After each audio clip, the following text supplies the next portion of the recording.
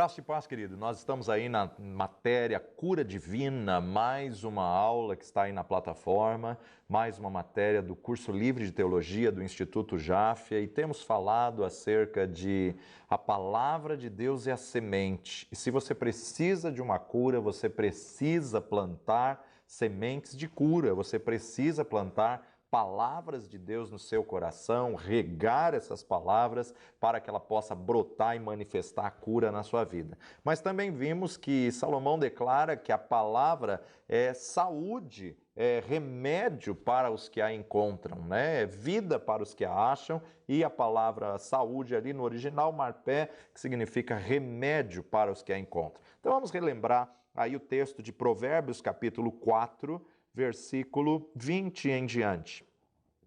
Filho meu, atenta para as minhas palavras, às minhas razões inclina o teu ouvido. Não as deixe apartar-se dos teus olhos, guarda-as no meio do teu coração, porque são vida para os que a acham e saúde para o seu corpo. São vida para os que a acham e saúde para o seu corpo. São vida para os que a acham e remédio para os que a encontram. O quê? As palavras de Deus e as instruções de Deus. Então, quais são as palavras de Deus e quais são as instruções de Deus? Aqui nós estamos procurando remédio para a cura. Então, nós precisamos aprender a procurar as palavras que vão dar essas instruções, que são remédio para a cura. Por quê? Entendemos que a cura é o pão do filho, a cura é o pão para os filhos. Mateus capítulo 7, versículo 7 em diante, Mateus 7, 7, a bondade de Deus. Pedi e dar-se-vos-á, buscai e encontrareis, batei e abrir-se-vos-á, porque aquele que pede recebe, e o que busca encontra, e ao que bate se abre. E qual dentre vós é o homem que, pedindo-lhe pão o seu filho, lhe dará uma pedra? E pedindo-lhe peixe, lhe dará uma serpente? Se vós, pois, sendo maus, sabeis dar boas coisas aos vossos filhos, quanto mais vosso Pai que está nos céus dará bens aos que lhe o pedirem?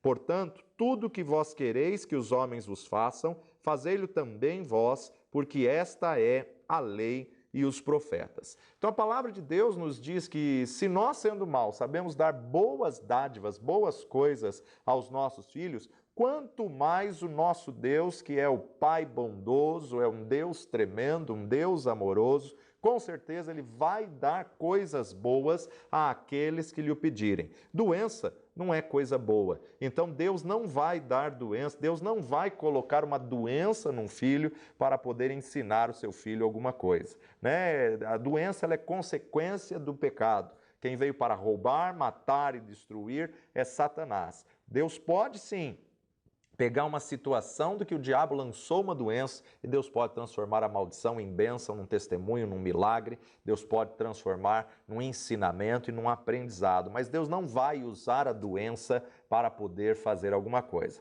Se nós que somos maus sabemos dar boas dádivas aos nossos filhos, quanto mais o nosso Deus. Ninguém pode pedir uma enfermidade para um filho para Deus tratar um pouquinho porque ele é muito mal criado. De maneira nenhuma. Nós temos que entender que também um pai de amor, um pai bondoso, um pai que realmente tenha consciência de paternidade, jamais ele vai pegar a mão de uma criancinha para poder colocar numa chapa para queimar, para ensinar que aquela chapa queima. De maneira nenhuma. Então nós precisamos entender que, sendo maus, os homens sabemos dar boas dádivas aos nossos filhos, quanto mais o nosso Deus que está nos céus. Tiago capítulo 1, verso 17.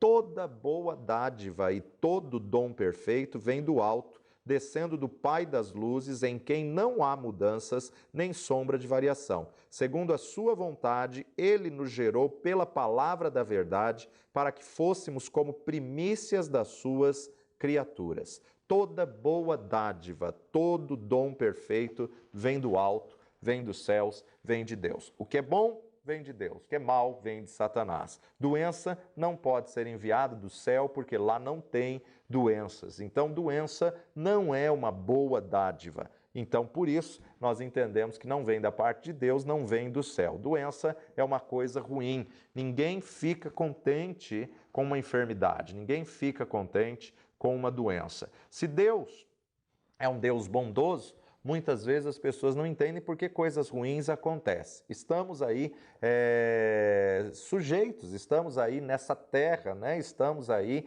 diante de situações ao qual muitas vezes não aceitamos. Estamos numa guerra e numa batalha espiritual. Né? E nós observamos então, se Deus é um Deus bom, se Deus é um Deus de coisas boas, por que que muitas vezes Ele permite um filho, uma filha morrer, uma criança se afogar, né? Onde Deus estava? Deus está no mesmo lugar que Ele estava quando seu filho morreu na cruz do Calvário, quando seu filho foi crucificado, ou seja, a consequência do pecado, o salário do pecado é a morte. Então, na verdade, nós temos que entender que existem situações que são consequência ou geracional ou hereditária, são consequências, mas não é a vontade de Deus boa, perfeita e agradável, mas sim a permissividade de Deus como consequência de algo que está vindo como resultado do que já foi feito. E tem coisas que nós não vamos entender, tem coisas que ainda não foi revelado às nossas vidas. Moisés registra no Pentateuco, Deuteronômio, capítulo 29, ele vai nos mostrar que as coisas encobertas são para o Senhor, nosso Deus, porém as reveladas são para nós e para nossos filhos para sempre, para cumprirmos todas as palavras desta lei. Há coisas no mundo espiritual que nós nunca vamos conseguir entender, aceitar ou ao menos explicar por que que aconteceu, por que que Deus permitiu, mas temos que entender que há uma consequência de nossos atos. Todas as nossas ações vão gerar uma consequência e, mediante a lei, nós observamos que isso pode ser visitado até a terceira e quarta geração como consequência do pecado. A proposta dessa matéria, então, é nos mostrar, convencer pelo Espírito Santo que a vontade de Deus é curar todas as pessoas. Embora estejamos aí numa batalha acirrada, embora estejamos numa guerra espiritual, nós temos que primeiro entender e aceitar a vontade de Deus. Primeiro você tem que estar convencido pelo Espírito Santo de Deus e pela palavra, para que depois você possa começar a falar sobre cura divina. Porque tal qual imaginou na sua mente, tal qual imaginou na sua alma, assim você se torna. É impossível você viver a cura se a cura não começar na sua mente. É impossível você viver o milagre se primeiro o milagre não começar na sua alma, se primeiro você não começar a vivenciar esse milagre no teu interior. Tal qual imaginou na sua alma, assim você se torna. Infelizmente, nós vemos que muitas pessoas, por falta de conhecimento, têm pregado por aí que Deus manda doença ou que Deus usa doença para tratar da pessoa, para tratar, para castigar a pessoa, né? Que se não vier pelo amor, vai vir pela dor. Essa parte não é bíblica, não existe esse texto na Bíblia, não é um versículo bíblico, quem não vem pelo amor, vem pela dor, isso não é bíblico. Deus pode sim usar uma situação de enfermidade que a pessoa esteja passando para manifestar a glória e conduzir a pessoa à presença de Deus, mas não que Ele colocou a enfermidade para isso. Então, o único que veio para matar, roubar e destruir é Satanás. E Deus usa então a ação de Satanás para reverter a maldição em bênção. Atos dos Apóstolos, capítulo 10, Atos dos Apóstolos, capítulo 10, versículos 34 a 38. E abrindo Pedro a boca, disse: reconheço por verdade que Deus não faz acepção de pessoas, mas que lhe é agradável aquele que, em qualquer nação, o teme e faz o que é justo. A palavra que ele enviou aos filhos de Israel, anunciando a paz por Jesus Cristo, este é o Senhor de todos.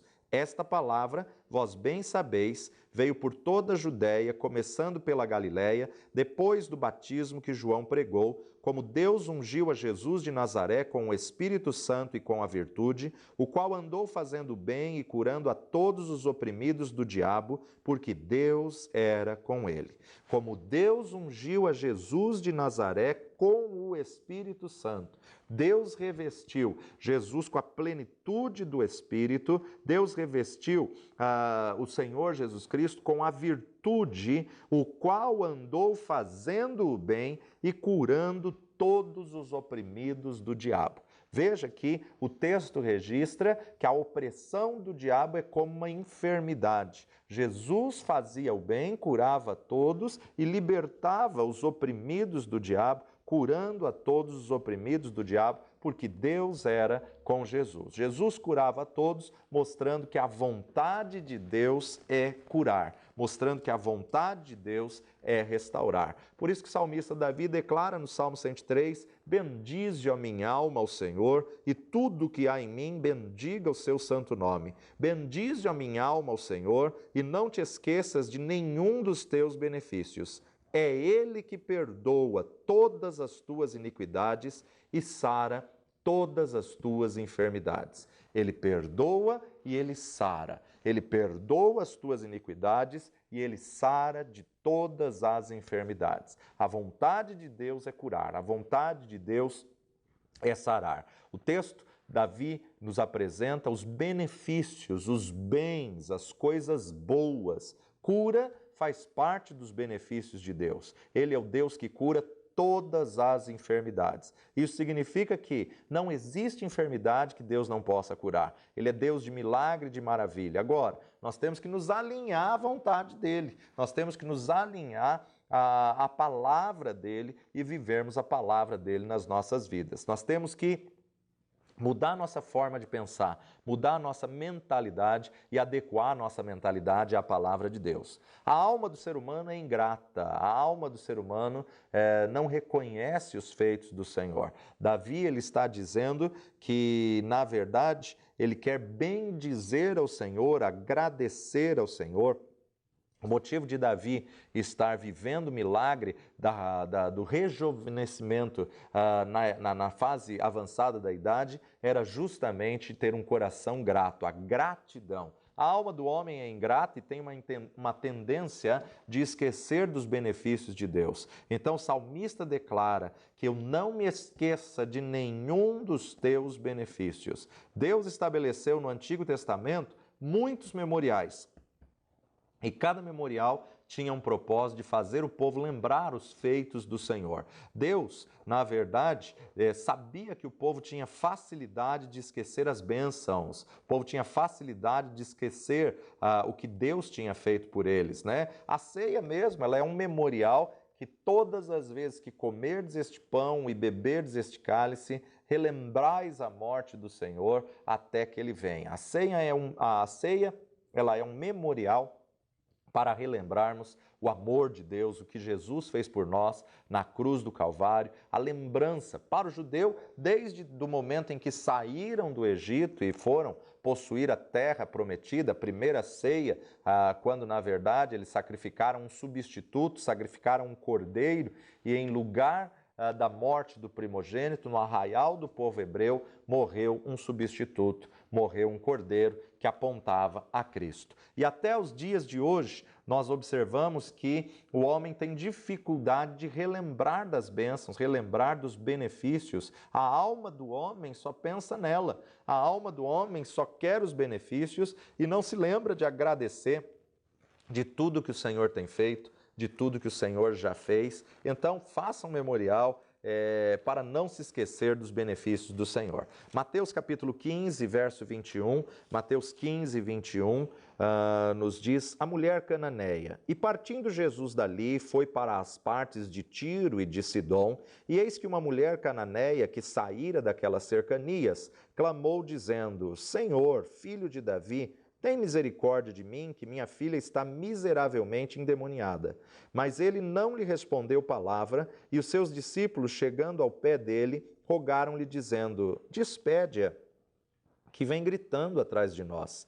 E ele respondendo disse: eu não fui enviado senão às ovelhas perdidas da casa de Israel. Então chegou ela e o adorou, dizendo: Senhor, socorre-me. Ele, porém, respondendo, disse: não é bom pegar o pão dos filhos e deitá-lo aos cachorrinhos. E ela disse: sim, Senhor, mas também os cachorrinhos comem das migalhas que caem da mesa dos seus senhores. Então respondeu Jesus e disse: ó mulher, grande é a tua fé, seja isso feito para contigo como tu desejas. E desde aquela hora a sua filha ficou sã. Nós observamos aqui uma mulher cananeia, uma mulher de Canaã, gentia, pagã. Ela vai até Jesus e Jesus coloca ela à prova. Ela vai até Jesus pedindo que o Senhor, na verdade, curasse, libertasse a sua filha do demônio. A sua filha que estava endemoniada, que precisava de uma libertação. E Jesus diz: não é bom tomar o pão dos filhos, não é bom tomar o pão dos filhos. Jesus estava se referindo que o alimento, Jesus estava se referindo que a cura, a libertação da opressão do demônio é para os filhos, era para o povo de Israel. E os gentios naquela época eram comparados como os cachorrinhos. Então, na verdade, Jesus coloca essa mulher à prova para saber se ela queria só o milagre ou se ela queria aquele que faz milagre. Se ela queria só a bênção ou se ela queria o abençoador. Logo, Jesus veio então para os judeus, mas os seus não receberam para que a graça chegasse aos gentios. E o texto diz que essa mulher o adorou e a resposta dela foi uma resposta muito sábia. Senhor, basta apenas uma migalha cair da mesa. Os cachorrinhos também se alimentam das migalhas de pão que cai sobre a mesa. Ela estava dizendo: eu reconheço que tu és Senhor e que eu te adoro e basta apenas uma migalha, eu nem preciso do pão inteiro.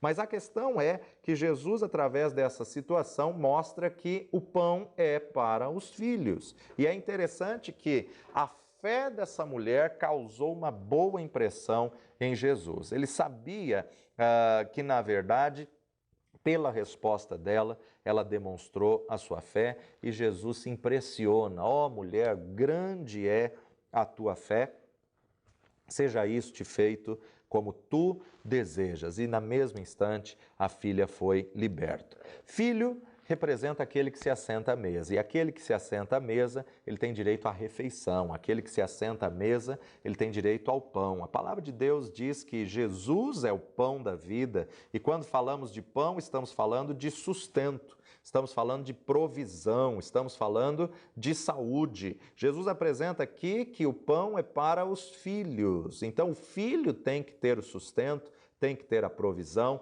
tem que ter a saúde, tem que ter o suprimento, o filho tem que ter vida. E ela está clamando. Jesus estava provando essa mulher, mas ela está adorando e clamando ao Senhor.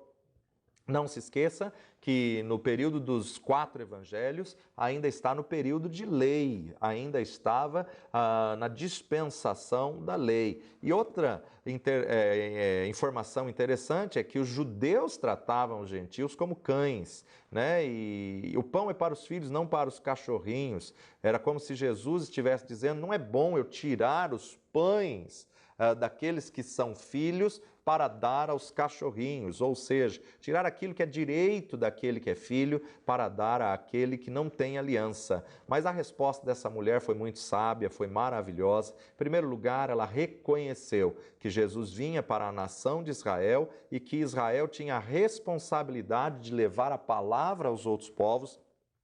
E, na verdade, ela entendeu: basta apenas, será que pode sobrar uma migalha? Porque de uma migalha já é suficiente, minha filha já vai ficar liberta, minha filha já vai ficar curada dessa opressão. Mas o salmista também sabia disso. Salmo capítulo 23, salmo tão conhecido, tão decorado, né? E o salmo que está no tempo presente, a felicidade de termos o Senhor como nosso pastor. Davi então declara: o Senhor é o meu pastor, nada me faltará. Deitar-me faz em verdes pastos, guia-me mansamente a águas tranquilas, refrigera a minha alma, guia-me pelas veredas da justiça, por amor do seu nome. Ainda que eu andasse pelo vale da sombra da morte, não temeria mal algum, porque tu estás comigo. A tua vara e o teu cajado me consolam. Preparas uma mesa perante mim na presença dos meus inimigos, unges a minha cabeça com óleo e o meu cálice transborda. Certamente que a bondade e a misericórdia me seguirão todos os dias da minha vida e habitarei na casa do Senhor por longos dias. É tremendo vermos que o Salmo está no presente e que serve não só para Davi, naquele contexto de pastor de ovelhas, mas serve para nós nos dias de hoje. O Senhor é o meu pastor e de nada terei falta. O Senhor não será o teu pastor, Ele quer ser o teu pastor hoje, Ele já é o teu pastor hoje. Ele é aquele que prepara uma mesa perante ti na presença dos teus inimigos. E a mesa, no contexto do pastor de ovelhas, era um lugar seguro, subindo a montanha íngreme, o local de proteção contra o lobo, contra os animais que poderiam atacar a ovelha. Havia uma mesa preparada diante dos inimigos ali do rebanho. Ou você olha para os inimigos, ou você olha para a mesa. E o Senhor é Deus que tem como preparar uma mesa para você poder viver o sobrenatural do Senhor. Doenças e enfermidades são inimigos e Deus tem uma mesa preparada para você diante dos seus adversários. E se você olhar para eles, você vai perder. Se você olhar para o diagnóstico, para a enfermidade, você vai perecer. Mas se você olhar para o Senhor, há uma mesa preparada e ela já está preparada para você, é só você se servir. Então pegue o pão da mesa, que é direito do filho, receba a tua cura, se aproprie da tua cura e desfrute do milagre do Senhor. Os nossos inimigos nunca vão nos destruir se nós estivermos firmados no Deus Todo-Poderoso e sabermos em quem temos crido.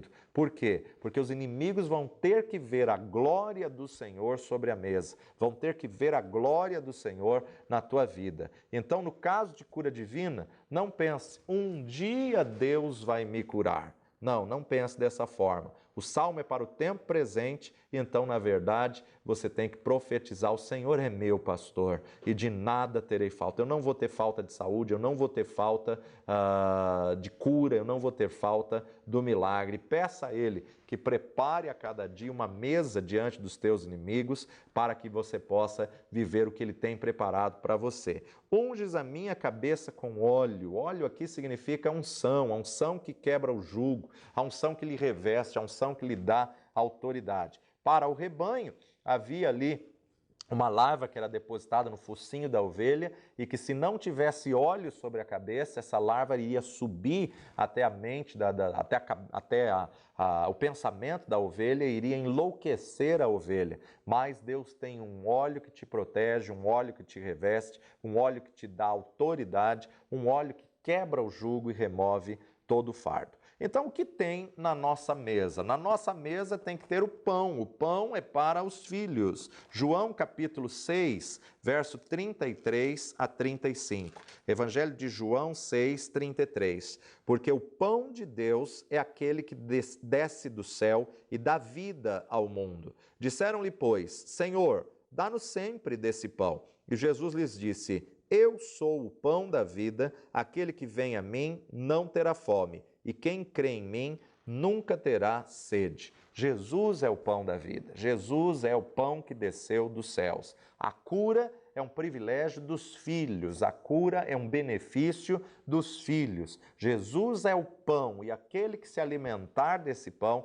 ele vai ter saúde, ele vai ter vida. Jesus como pão, ele é a palavra, ele é o alimento. Pão é alimento, alimento é a palavra. Então ele é a palavra viva, ele é o verbo que se fez carne. E agora, esse verbo que se fez carne perdoa todos os pecados. Mateus capítulo 5, Evangelho de Mateus capítulo 5, verso 44 e 45.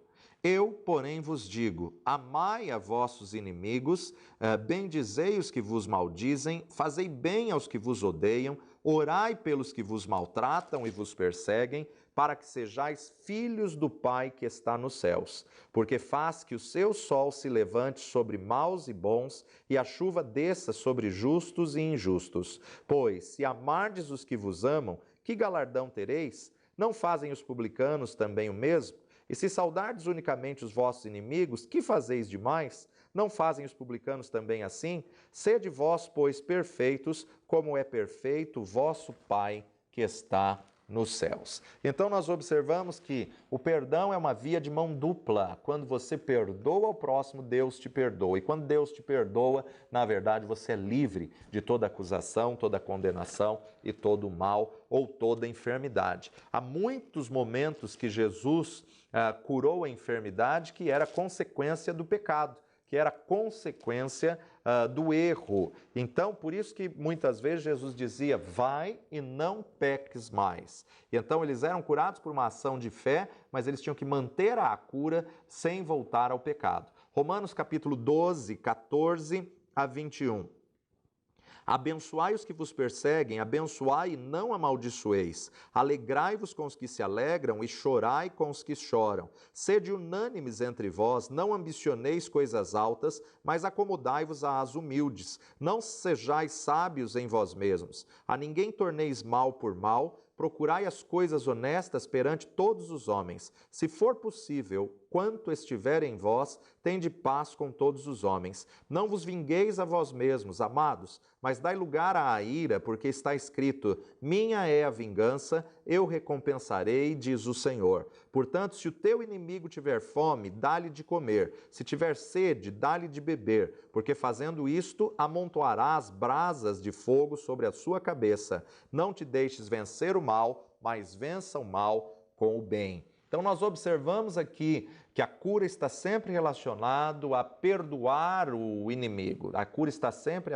relacionada a abençoar aqueles que nos perseguem. Se há algum pecado na sua vida, isso pode impedir a ação de Deus de te curar. Se há alguma legalidade, se há alguma falta de perdão, isso pode impedir a bênção, o benefício da cura de se manifestar na tua vida. Muitas vezes a cura não acontece porque na vida da pessoa existe ódio, mágoa, ressentimento, rancor, ira, e nós não podemos alimentar isso. É do coração que procede as saídas da vida, não podemos aceitar isso nas nossas vidas. Se você está passando por algum momento de enfermidade e essa cura não se manifesta, você precisa pedir ao Espírito Santo que te sonde, Ele que te conhece, e vê se há em você algum caminho mau e te guiar pelo caminho eterno. Então, na verdade, existem enfermidades que a pessoa não foi curada até agora porque tem uma legalidade dentro do interior dela, uma mágoa, um ressentimento. E somente quando ela elimina, somente quando ela libera o perdão, é que a cura vai brotar, é que a cura vai se manifestar. Mágoa, o próprio nome já diz, né? Mágoa não presta, mágoa não faz bem a ninguém, a mágoa mata. A mágoa impede você de ser abençoado, o ódio, o ressentimento, a falta de perdão. Então, se você está passando por um momento de enfermidade, primeiro você tem que limpar o seu coração. E perdão é você abrir mão do teu direito de resposta. Perdão é uma outra forma de você visualizar a situação. Perdão é você zerar a dívida. Perdão é você zerar essa pendência, né? Muitas pessoas que estão iradas, com raiva, com ódio, ela diz, essa pessoa me paga. Perdão é você zerar essa dívida. Quando a pessoa declara, essa pessoa me paga, é porque ela se coloca na posição que o outro está lhe devendo alguma coisa. Mas perdão é você abrir mão do direito de resposta. Perdão, na verdade, não é um sentimento. É uma decisão, né? É uma ordenança de Jesus Cristo. Eu não preciso esperar sentir. Aliás, se eu for esperar sentir para perdoar, eu não vou perdoar nunca. Então, perdão, ela é uma ordem, não é uma opção, é uma ordenança. Perdoar é uma decisão que eu tenho que tomar conscientemente e não esperar um sentimento. Uma decisão que você vai tomar e muitas vezes você vai decidir perdoar mesmo não tendo desejo, mesmo não sentindo em perdoar. Mateus capítulo 18, verso 15, o perdão do pecado de um irmão. Ora, se o teu irmão pecar contra ti, vai e repreende-o entre ti e ele só. Se te ouvir, ganhastes a teu irmão. Mas se não te ouvir, leva ainda contigo 1 ou 2, para que, pela boca de 2 ou 3 testemunhas, toda palavra seja confirmada. E se não as escutar, dize-o à igreja. E se também não escutar a igreja, considera-o como um gentio e publicano. Em verdade vos digo que tudo que ligardes na terra será ligado no céu, e tudo que desligares na terra será desligado no céu. Também vos digo que se 2 de vós concordarem na terra acerca de qualquer coisa que pedirem, isso lhes será feito por meu Pai que está nos céus. Porque onde estiver 2 ou 3 reunidos em meu nome, aí estou eu no meio deles. Então Pedro, aproximando-se dele, disse: Senhor, até quantas vezes pecará meu irmão contra mim, e eu lhe perdoarei? Até 7? Jesus lhe disse: Não te digo que até 7, mas até 70 vezes 7. Por isso, o reino dos céus pode comparar-se a um certo rei que quis fazer contas com seus servos. E começando a fazer contas, foi-lhe apresentado um que lhe devia 10.000 talentos. E não tendo ele com que pagar, o seu senhor mandou que ele e a sua mulher e seus filhos fossem vendidos com tudo quanto tinha para que a dívida se lhe pagasse. Então, aquele servo, prostrando-se, o reverenciava, dizendo: Senhor, seja generoso para comigo e tudo te pagarei. Então o senhor daquele servo, movido de íntima compaixão, soltou-o e perdoou-lhe a dívida. Saindo, porém, aquele servo encontrou um dos seus conservos que lhe devia 100 dinheiros, e lançando mão dele, sufocava-o, dizendo: Paga-me o que me deves. Então o seu companheiro, prostrando-se a seus pés, rogava-lhe, dizendo: Seja generoso para comigo e tudo te pagarei. Ele, porém, não quis. Antes, foi encerrá-lo na prisão até que pagasse a dívida. Vendo, pois, os seus conservos o que acontecia, contristaram-se muito e foram declarar ao seu senhor tudo o que se passara. Então o seu senhor, chamando-o à sua presença, disse-lhe: Servo malvado, perdoei-te toda aquela dívida porque me suplicastes. Não devias tu, igualmente, ter compaixão do teu companheiro, como eu também tive misericórdia de ti?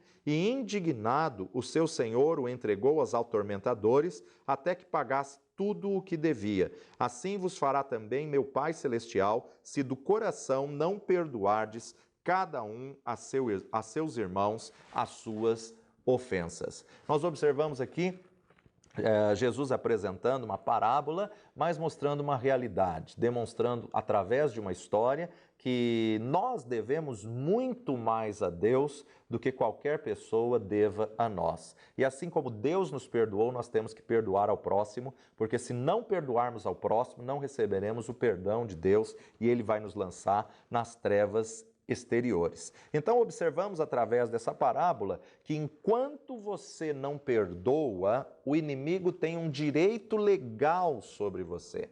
E muitas pessoas estão sendo destruídas porque o coração está cheio de raiz de amargura, o coração está cheio de mágoa, de falta de perdão, e na verdade isso é uma legalidade para te sufocar, para impedir o milagre de Deus, para impedir a cura ou para abafar o teu ministério.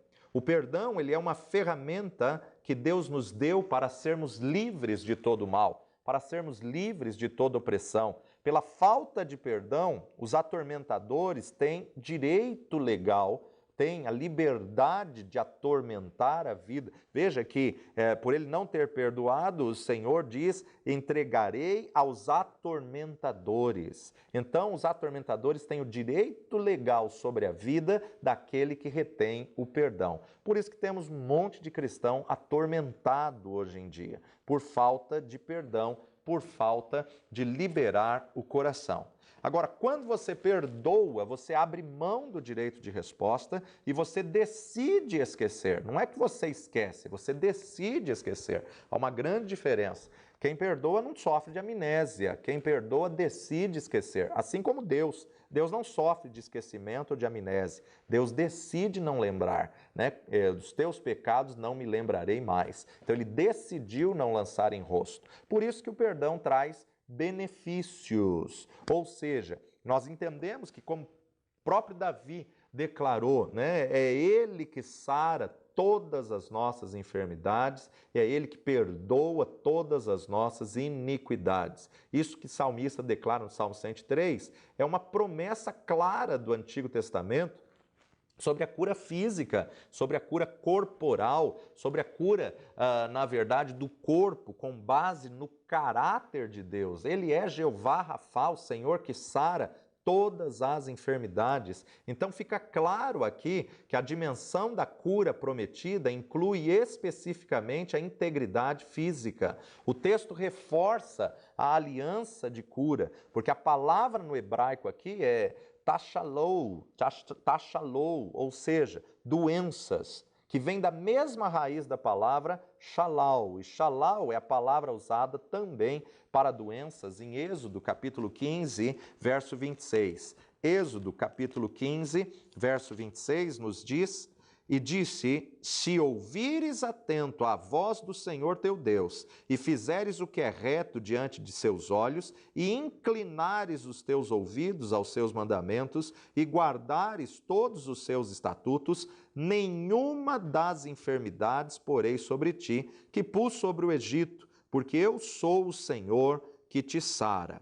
Eu sou o Senhor que te sara. Yavé Rofecá ou Yavé Rafá, o Senhor que te dá saúde, o Senhor que te sara, é uma das bênçãos da aliança que você pode desfrutar. Então nós observamos aqui a palavra enfermidades, a palavra doenças, tishaulou. Tishaulou vem da raiz de shaulá, que é doença, mas macalé, que também é enfermidade. Aí nós observamos essa importância de entrar em aliança, na aliança com Deus Todo-Poderoso, podemos desfrutar da cura. Além disso, as palavras para a cura são as mesmas em ambas passagens. Rafá, Rafá, com um nítido significado de o Senhor que te dá saúde, o Senhor que repara o teu corpo físico, o Senhor que te sara. Os dois textos, que na verdade nós vamos ver agora,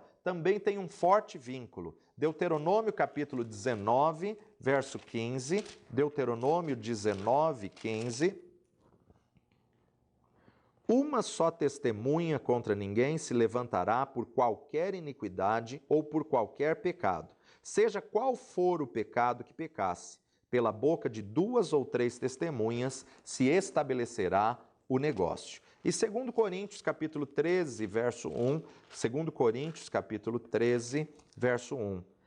É esta a terceira vez que eu vou ter convosco. Por boca de 2 ou 3 testemunhas será confirmada toda palavra. Mediante a lei havia uma necessidade de 2 ou 3 testemunhas. Esses dois versículos carregam o testemunho do Antigo Testamento de que o Senhor não apenas perdoa iniquidades, mas também o Senhor cura, sara todas as nossas doenças e enfermidades. Então, se já na primeira aliança havia o benefício da cura física, e era evidente que esse benefício era incluído nos benefícios de Deus Pai, então nós podemos nos alegrar e descansar com fé que na nova aliança também esse benefício nos alcança. E aí então a nova aliança excede em tudo na velha aliança.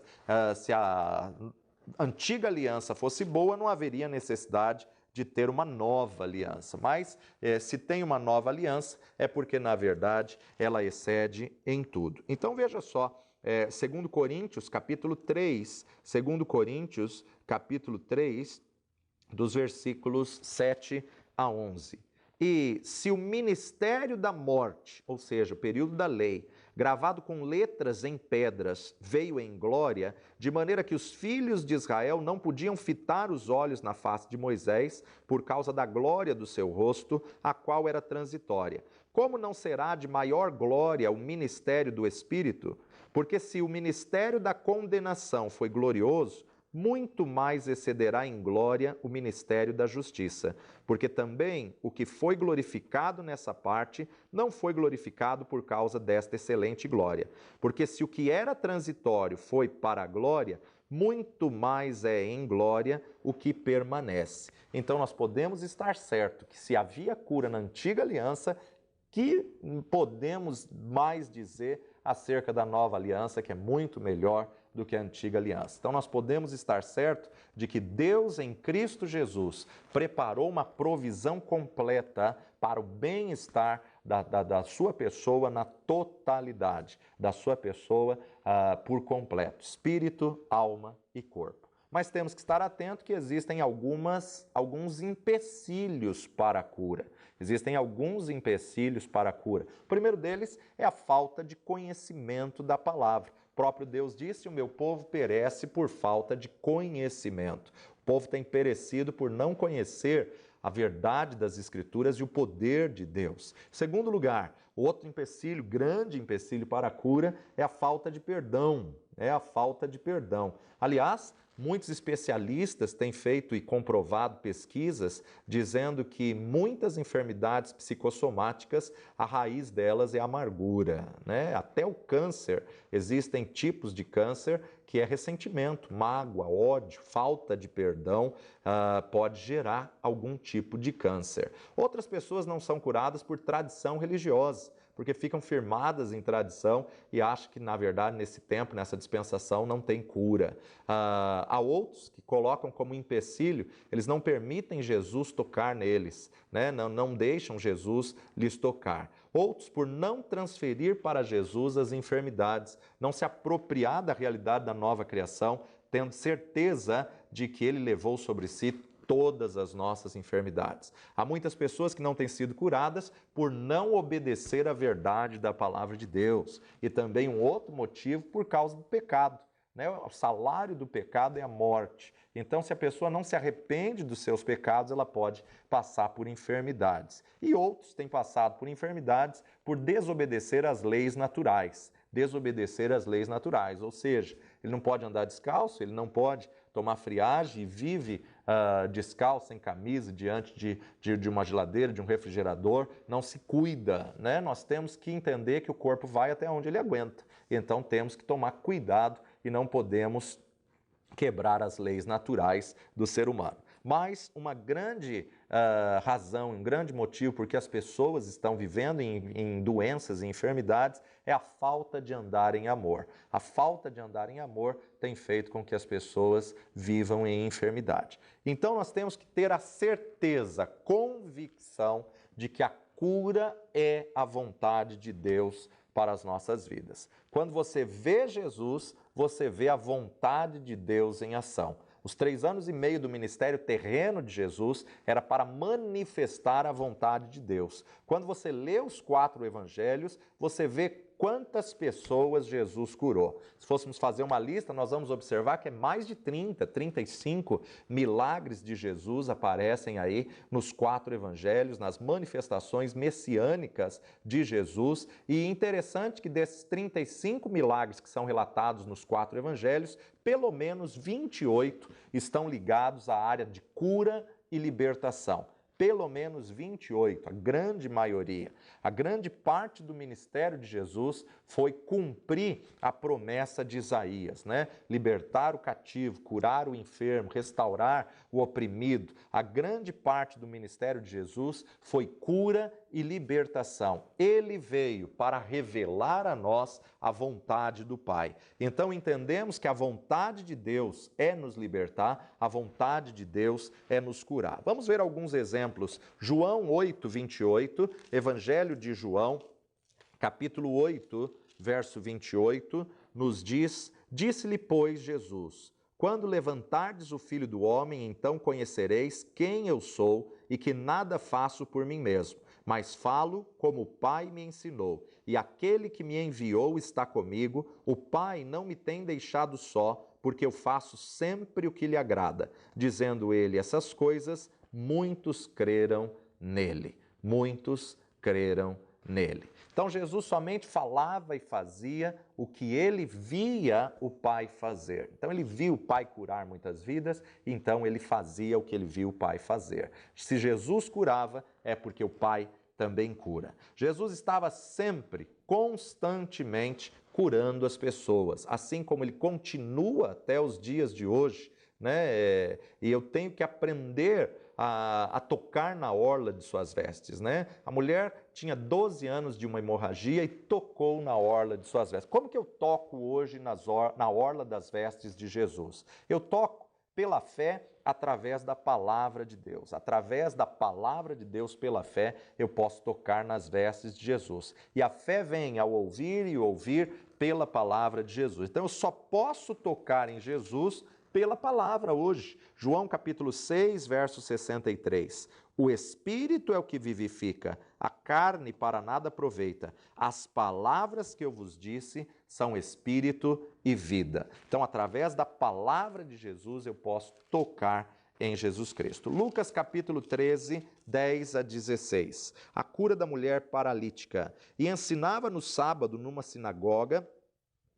das sinagogas, e eis que estava ali uma mulher que tinha um espírito de enfermidade, havia já 18 anos e andava curvada, e não podia de modo algum endireitar-se. Vendo-a Jesus, chamou-a a si e disse-lhe: Mulher, estás livre da tua enfermidade. E impôs as mãos sobre ela, e logo se endireitou e glorificava a Deus. E tomando a palavra o príncipe da sinagoga, indignado porque Jesus curava no sábado, disse à multidão: 6 dias há em que é mister trabalhar. Nestes, pois, vinde para serdes curados, e não no dia do sábado? Respondeu-lhe, porém, o Senhor e lhe disse: Hipócrita, no sábado não desprende da manjedoura cada um de vós o seu boi ou jumento, e não o leva a beber água?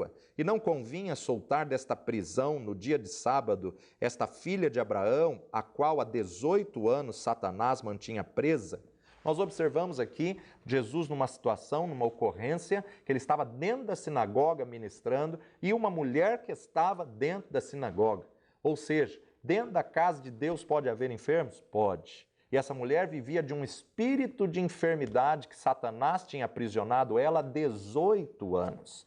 Há 18 anos sofrendo com esse espírito de enfermidade. Mas a tradição, o legalismo, né? Desprende o boi, desprende o jumento no sábado e o leva para beber água e não quer o benefício de Deus por causa da tradição da guarda do sábado. Então os judeus estavam tão preocupados com as tradições e às vezes a tradição recebida na igreja pode impedir a cura. Jesus não se importou de ser sábado porque na verdade ele estava fluindo na unção do Espírito e manifestando a vontade de Deus e não quebrou de maneira nenhuma a lei, né? Muitas pessoas pegaram a lei como legalismo e não entenderam que era para manifestar a glória de Deus, era para adorar ao Senhor, e uma cura glorifica o nome do Senhor, assim como Jesus fez essa mulher que andava encurvada há 18 anos dentro da sinagoga, dentro da casa de Deus.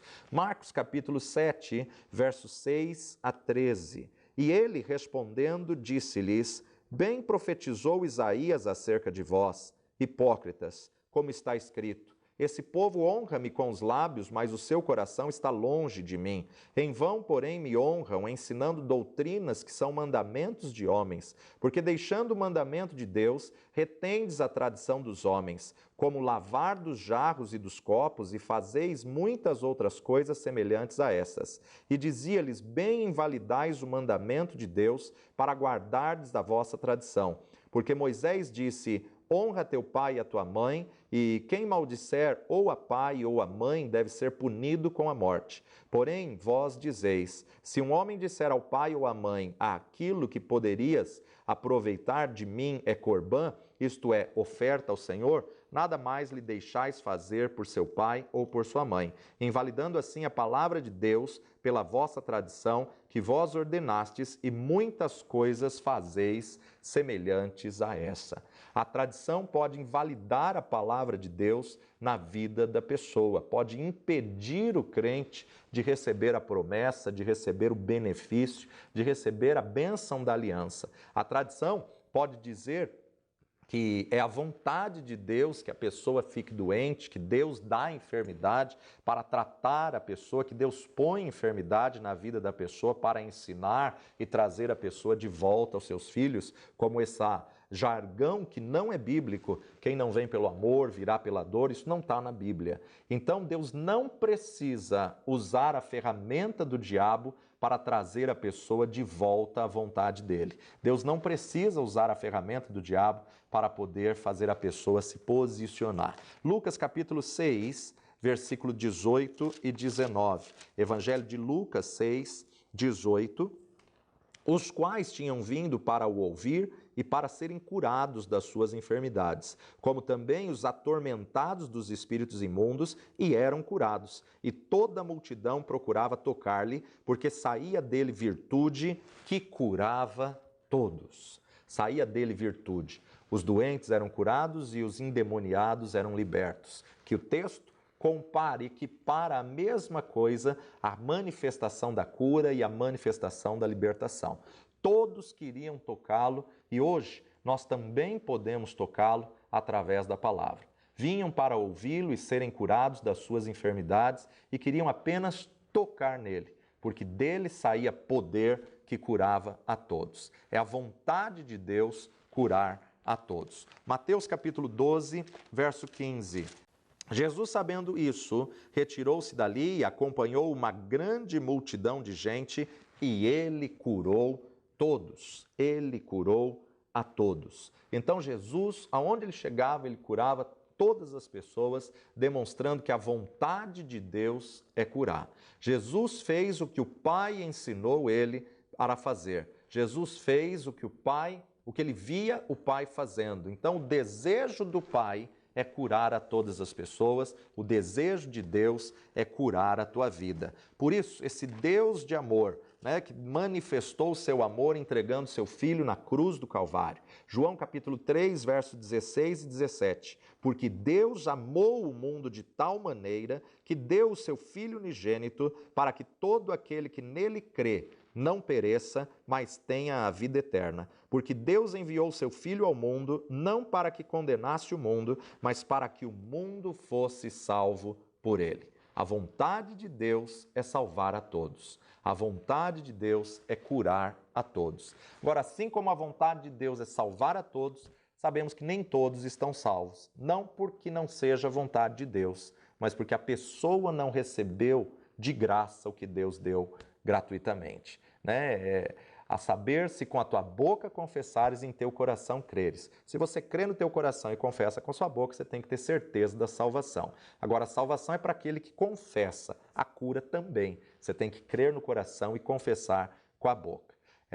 Então, nós entendemos que o fato de Jesus vir para salvar a todos não significa que todos são salvos. E o fato de nem todos terem sido salvos não significa que essa seja a vontade de Deus. Tem muita gente que tem doença de estimação, enfermidade de estimação. É um problema psicossomático, na verdade, que muitas vezes a pessoa usa a doença para ser a coitadinha, usa a doença para atrair a atenção de alguém, porque ela tem algum problema de rejeição, de mágoa, de ressentimento. Então, na verdade, ela quer atrair a atenção por não ter uma aceitação.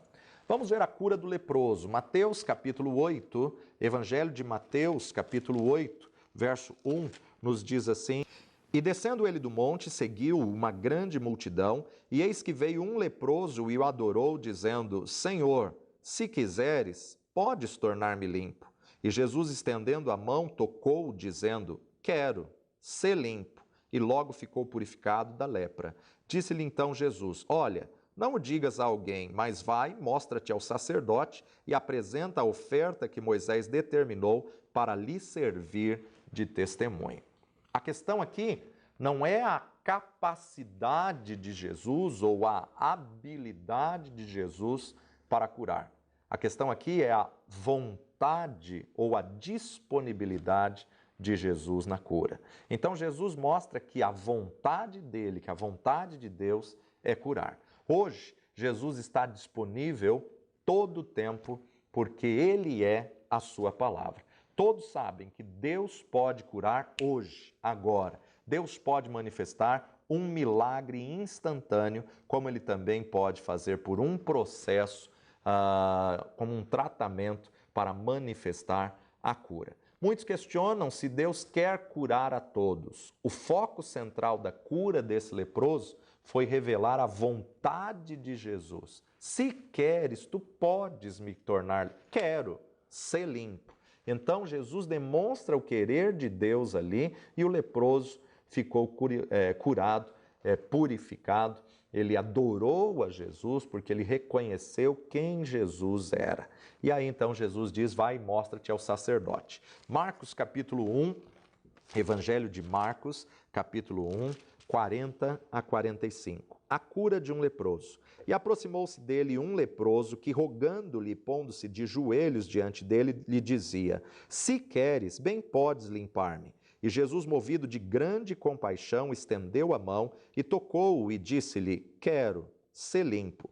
E tendo ele dito isso, logo a lepra desapareceu e ficou limpo. E advertindo-o severamente, logo despediu. E disse-lhe, olha, não digas nada a ninguém, porém vai, mostra-te ao sacerdote e oferece pela tua purificação o que Moisés determinou para lhe servir de testemunho. Mas tendo ele saído, começou a apregoar muitas coisas e a divulgar o que acontecera, de sorte que Jesus já não podia entrar publicamente na cidade, mas conservava-se fora em lugares desertos e de todas as partes iam ter com ele. O texto agora é um texto correlato da passagem anterior que lemos em Mateus, mas aqui revela a compaixão de Jesus para curar. Existem aqueles que acham que não são curados porque não é a vontade de Deus ou porque está faltando compaixão de Jesus pelas suas vidas. Isso é um tremendo engano, isso não é uma verdade. A cura está à disposição de todos, Deus não tem acepção de pessoas, porque a sua palavra está à disposição de todos, a cura também está à disposição de todos. Seria difícil ele ficar quieto, pois ele havia recebido uma cura maravilhosa e Jesus diz, não precisa contar a ninguém. Mas as pessoas iriam ver e logo as pessoas ali, houve um grande alvoroço e as pessoas agora queriam todas irem atrás de Jesus. Jesus claramente confirmou a vontade de Deus para curar. O grande problema é que muitos não acreditam mais na palavra de Deus. O grande problema é que muitas vezes desconfiamos da vontade de Deus para as nossas vidas. Muitas vezes confiamos mais na palavra do homem, mais na palavra do médico, porque tem um diagnóstico, um papel por causa de um sintoma, e não confiamos na palavra de Deus. Muitas vezes confiamos na palavra do advogado, na palavra do juiz, mas não na palavra de Deus. Você chega para fazer uma visita no hospital e você declara, olha, Deus vai te curar. Ai, mas eu estou tão ruim. Quantas pessoas que olham para as circunstâncias e quantas pessoas ali que já desistiram da vida e preferem a morte. E de repente chega um médico e fala, olha, mas você está tão bem hoje, você está melhor. E a pessoa fala, doutor, o senhor acha mesmo? Então a pessoa não acredita na palavra de Deus, mas acredita na palavra dos médicos. Claro que o médico é uma autoridade da saúde, mas a nossa confiança e a nossa fé tem que estar firmada no Deus Todo-Poderoso. As pessoas têm mais facilidade de crer na palavra do médico por causa de um papel, por causa de algo palpável. Nós temos que aprender a exercitar a fé, andamos por fé e não por vista. Ainda que as tuas vistas estejam vendo um diagnóstico de desenganado, creia que Deus pode confundir a medicina e Deus pode mudar essa sentença, Deus pode transformar esse diagnóstico de morte num testemunho da tua vida e você vai ser uma testemunha viva e você tem que aprender que você nunca vai confessar além do que você crê. Crie, por isso falei. Então você tem que exercitar a sua fé. Romanos capítulo 12, versículos 1 e 2, texto nos diz, rogo-vos, pois, irmãos, pela compaixão de Deus, que apresenteis o vosso corpo em sacrifício vivo, santo e agradável a Deus, que é o vosso culto racional. E não vos conformeis com este mundo, mas transformai-vos pela renovação do vosso entendimento, para que experimenteis qual seja a boa, agradável e perfeita vontade de Deus. Você só pode transformar a sua mente se você alimentar ela com a verdade da palavra de Deus. Não vos conformeis, não aceita aquilo que foi sentenciado sobre a sua vida, mas transforma essa realidade pela renovação da tua mente, pelo conhecimento da palavra de Deus. Que o Senhor te abençoe e que você seja um canal de Deus para poder ministrar cura a outras pessoas através do conhecimento da palavra. Até a próxima aula, em nome de Jesus.